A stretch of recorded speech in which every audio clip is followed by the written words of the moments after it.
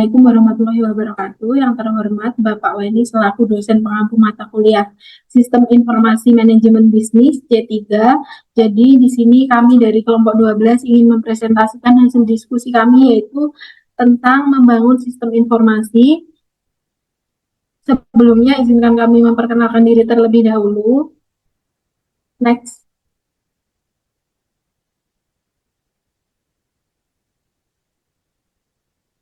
Saya Rizky Nur Ramadhani dengan NIM akhir 2029 dan rekan saya Nailul Safa Amsa dengan akhiran NIM 2020.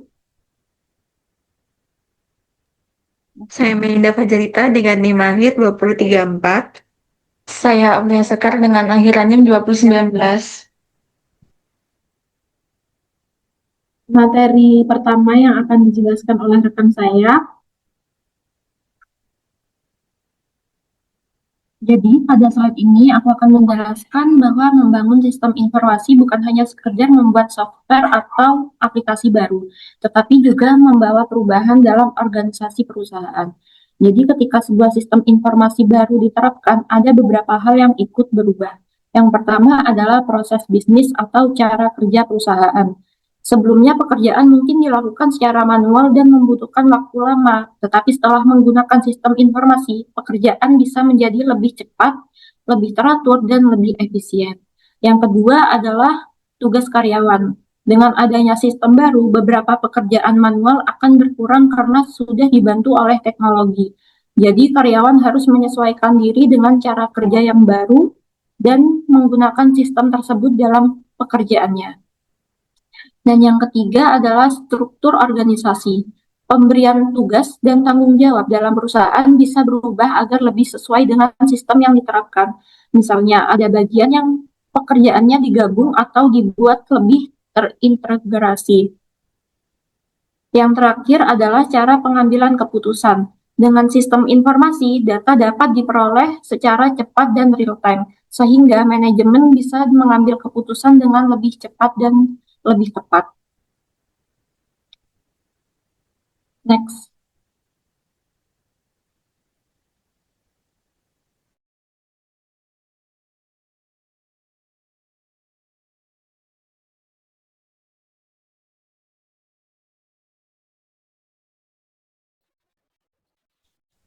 Selanjutnya, saya akan menjelaskan tingkat perubahan organisasi karena IT. Tingkat pertama adalah automation atau otomatisasi. Pada tahap ini, teknologi digunakan untuk menggantikan pekerjaan manual menjadi otomatis. Contohnya seperti sistem absensi digital atau sistem penggajian komputerisasi. Perubahannya masih kecil sehingga risikonya juga rendah. Tingkat kedua adalah rationalization. Pada tahap ini, perusahaan mulai menyederhanakan prosedur dan alur kerja agar lebih efisien. Jadi bukan hanya otomatis, tetapi langkah-langkah yang tidak perlu juga dikurangi supaya pekerjaan menjadi lebih cepat dan efektif. Tingkat ketiga adalah business process redesign atau BPR. Di tahap ini, perusahaan melakukan perubahan besar dengan merombak total proses bisnis yang sudah ada. Tujuannya agar perusahaan bisa bekerja lebih efektif, mengurangi biaya, dan meningkatkan produktivitas. Karena perubahannya besar dan resikonya juga lebih tinggi. Dan tingkat terakhir adalah paradigma shift. Ini merupakan perubahan yang paling besar karena dapat mengubah cara bisnis dijalankan atau bahkan mengubah model bisnis perusahaan. Contohnya, perusahaan yang awalnya hanya menjual produk di toko fisik, kemudian beralih ke sistem penjualan online. Risiko ini perubahannya sangat tinggi, tetapi jika berhasil, hasil yang diperoleh juga bisa sangat besar. Next.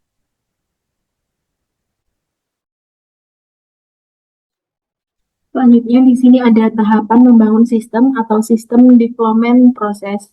Tahapan ini penting supaya sistem yang dibuat bisa berjalan sesuai kebutuhan pengguna. Yang pertama ada analisis sistem. Analisis sistem adalah tahap awal untuk mengidentifikasi masalah pada sistem yang sedang berjalan dan menentukan kebutuhan pengguna.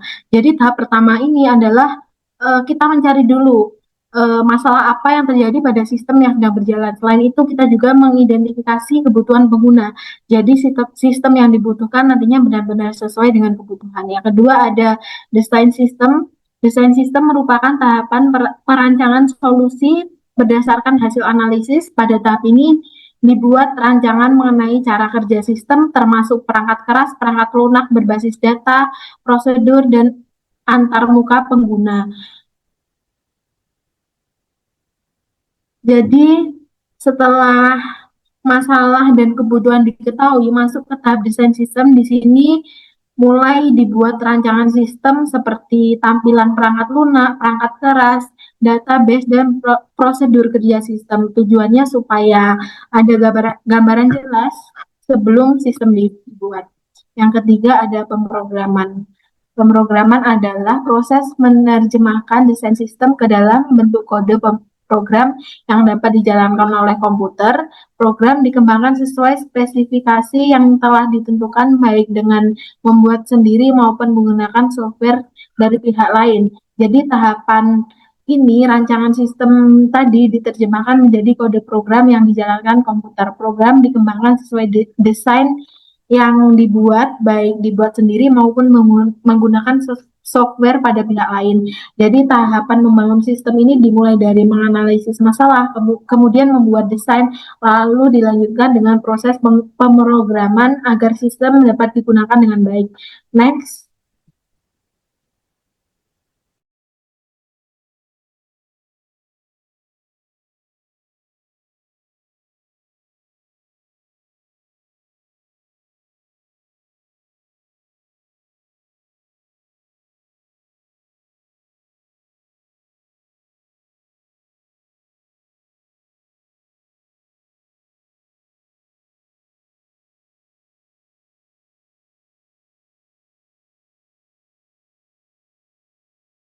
Belum. Nah, selanjutnya tahap keempat ada testing, yaitu bertujuan untuk memastikan sistem berjalan sesuai dengan desain dan kebutuhan user. Terdapat 3 jenis pengujian. Yang pertama ada unit testing, yaitu menguji setiap program secara terpisah. Yang kedua ada system testing, yaitu menguji keseluruhan sistem. Dan yang ketiga ada acceptance testing, yaitu memastikan user itu sudah digunakan sesuai kebutuhan. Nah, tahap kelima ada conversion, yaitu tujuannya memastikan sistem baru diterapkan secara efektif melalui transisi yang terencana. Ada 4 jenis strategi konversi. Yang pertama ada parallel strategi, yaitu menggabungkan sistem lama dan baru berjalan secara bersamaan. Yang kedua ada direct cutover, yaitu langsung mengganti sistem lama. Nah, yang ketiga ada pilot strategi, yaitu diuji dulu satu bagiannya. Nah, yang terakhir ada phase approach, yaitu diterapkan secara bertahap.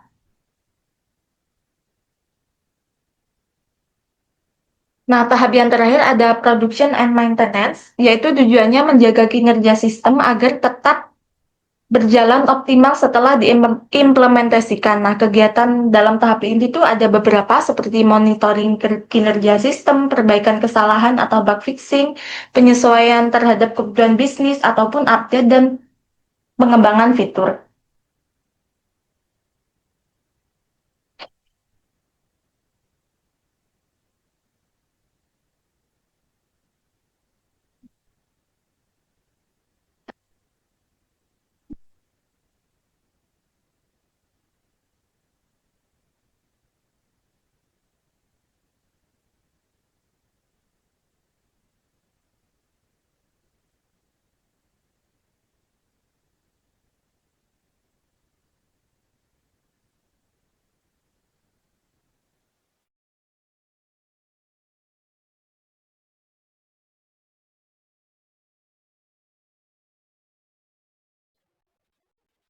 Baik, selanjutnya ada beberapa metode dalam pengembangan sistem informasi beserta contoh sederhananya. Yang pertama ada traditional system life cycle. Metode ini memiliki tahapan yang terstruktur mulai dari perencanaan hingga pemeliharaan sistem. Contoh sederhananya itu adalah pembuatan sistem absensi di sekolah, di mana sekolah terlebih dahulu menentukan kebutuhan, lalu sistem dirancang, dibuat, diuji, dan akhirnya digunakan oleh siswa dan guru. Yang kedua ada prototyping. Metode ini dilakukan dengan membuat contoh awal sistem agar pengguna dapat melihat gambaran sistem sebelum selesai dibuat. Contohnya seperti aplikasi pemesanan makanan online, pengguna mencoba tampilan awalnya terlebih dahulu, lalu memberikan masukan sebelum aplikasi dikembangkan lebih lanjut. Yang ketiga ada end user development. Nah, metode ini memungkinkan pengguna akhir ikut membuat untuk menyesuaikan sistem sesuai kebutuhan mereka. Contohnya, karyawan membuat laporan penjualan sendiri menggunakan Microsoft Excel atau Google Sheet tanpa bantuan programmer. Yang keempat ada outsourcing. Metode ini menggunakan jasa pihak ketiga untuk mengembangkan sistem. Contohnya, sebuah toko online menyewa perusahaan IT untuk membuat website penjualan karena perusahaan tersebut tidak memiliki tim programmer sendiri. Yang kelima ada Rapid Application Development atau RAD. Metode ini menekankan pengembangan sistem secara cepat dengan melibatkan pengguna secara aktif. Contohnya, pembuatan aplikasi kasir sederhana yang dapat selesai dalam waktu singkat karena proses revisinya dilakukan langsung bersama pengguna. Yang terakhir ada Object Oriented Development. Metode ini menggunakan konsep objek dalam program pemrograman sehingga sistem lebih terstruktur. Contohnya dalam aplikasi perpustakaan terdapat objek seperti buku, anggota, dan petugas yang masing-masing memiliki data dan fungsi sendiri.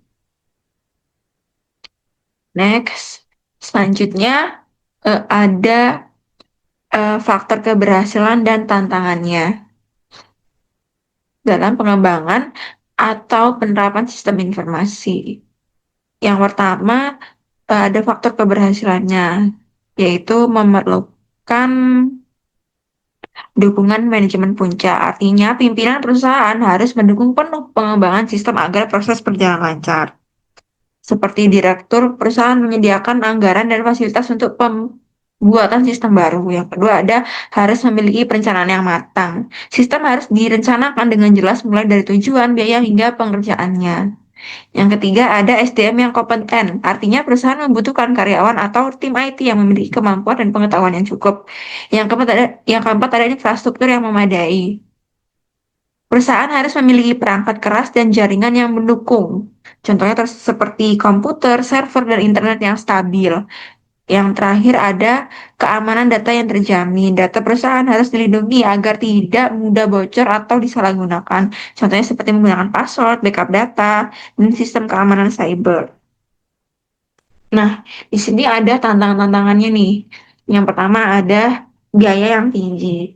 Pengembangan sistem membutuhkan biaya besar untuk software, hardware, dan tenaga ahli. Yang kedua ada resistensi karyawan. Beberapa karyawan terkadang sulit menerima perubahan teknologi baru. Yang ketiga ada kurangnya pemahaman dan pelatihan. Jika pengguna tidak diberi pelatihan, maka sistem tidak dapat digunakan secara maksimal.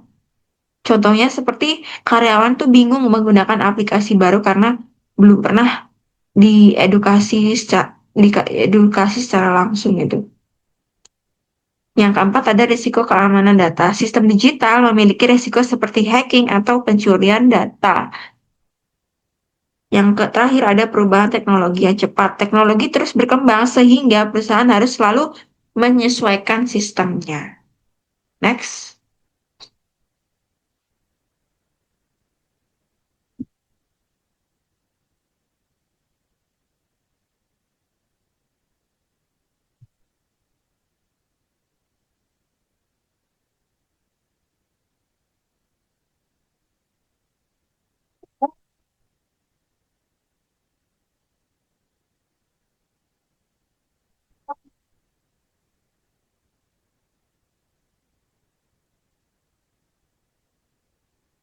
WA nggak ketemu.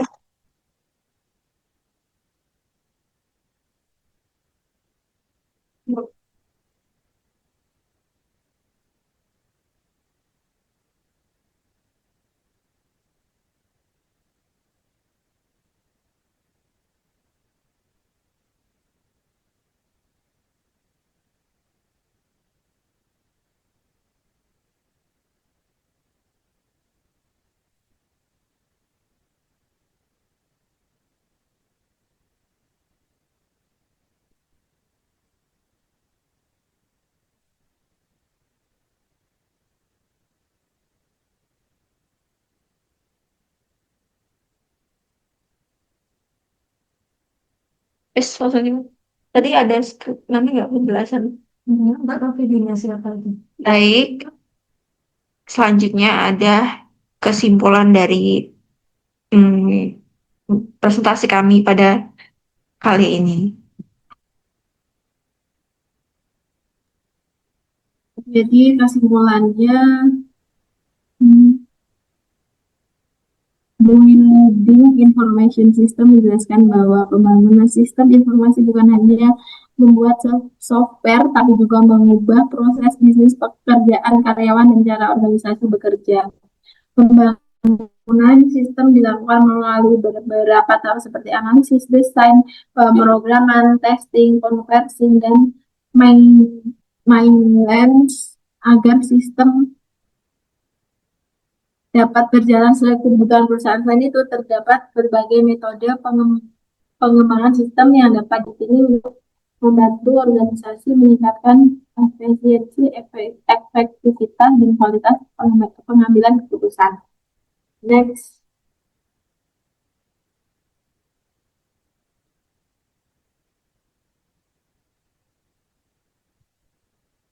Jadi ini daftar pustaka yang kami ambil. Next.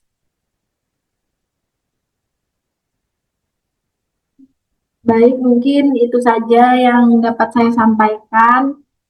Semoga penjelasannya membantu teman-teman untuk memahami materi tersebut. Mohon maaf apabila ada kurang jelas dalam penyampaian saya. Terima kasih atas perhatiannya. Wassalamualaikum warahmatullahi wabarakatuh.